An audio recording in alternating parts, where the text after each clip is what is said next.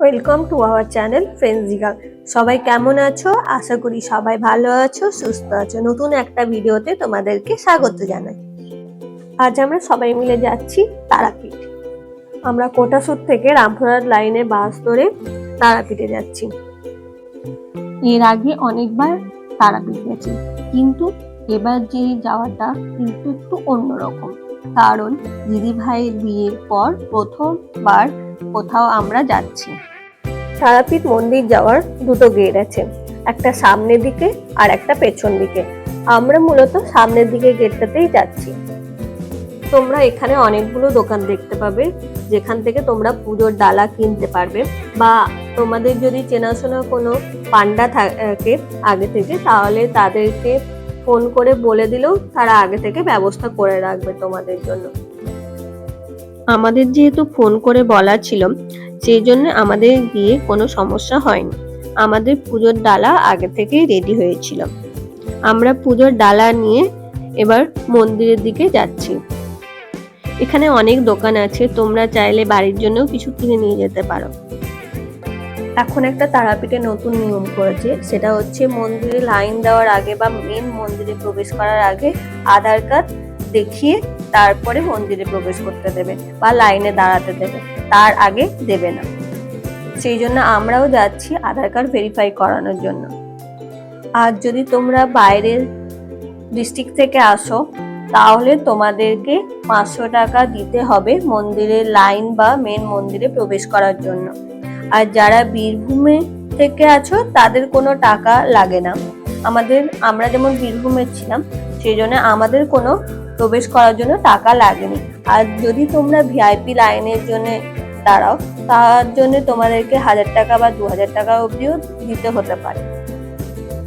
তোমরা শুধু মন্দিরের ভিড়টা দেখো, এখানে হাজার হাজার ভক্তর ভিড়। এখানে এই যে মেন মন্দিরটা দেখছো, তার নিচে এসে কাউন্টার আছে, যেখানে গেট পাস কাউন্টার বলে লেখা থাকবে। ওখানে তোমরা যাবে, আধারটা দেবে, ওখানে ভেরিফাই হবে। তোমরা যদি অন্য জেলার হও, তাহলে তোমাদেরকে 500 টাকা লাগবে, বা যদি বীরভূমের হও তো কোনো টাকা পয়সাই তোমাদের লাগবে না। আমরা এখন সবাই লাইনে দাঁড়িয়েছি। লাইন অনেক বড় ছিল আর প্রচন্ড ভিড় ছিল। শুধু কৌশিকী অমাবস্যাতে নয়, এখানে প্রায় প্রত্যেকটা দিনই এরকম ভিড় থাকে। তারাপীঠ হচ্ছে সিদ্ধপীঠ বা শক্তিপীঠ। তারাপীঠ সতীপীঠ নয়, সিদ্ধপীঠ এই জন্যই বলা হয়, এখানে তান্ত্রিক সাধনা হয় বলে।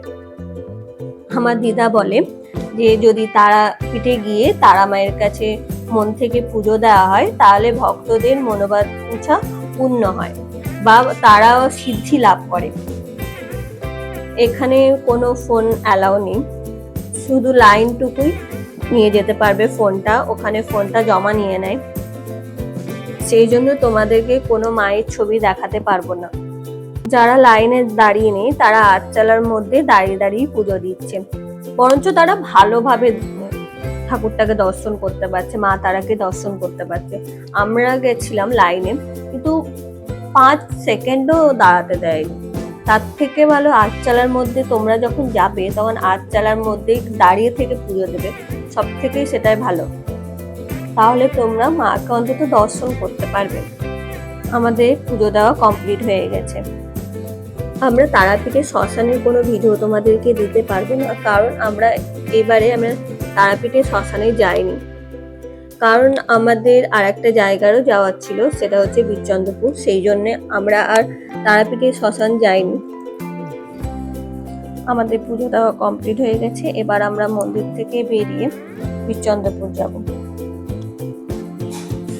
আমরা সবাই টোটোতে করে যাচ্ছি। তারাপীঠ থেকে বীরচন্দ্রপুরের দূরত্ব হচ্ছে 10 থেকে 12 কিলোমিটার। তোমরা যখন টোটো বা অটোতে করে যাবে, তখন টোটো বা অটোওয়ালাদের সাথে ভালোভাবে কথা বলে তারপর টোটোতে বা অটোতে চাপবে।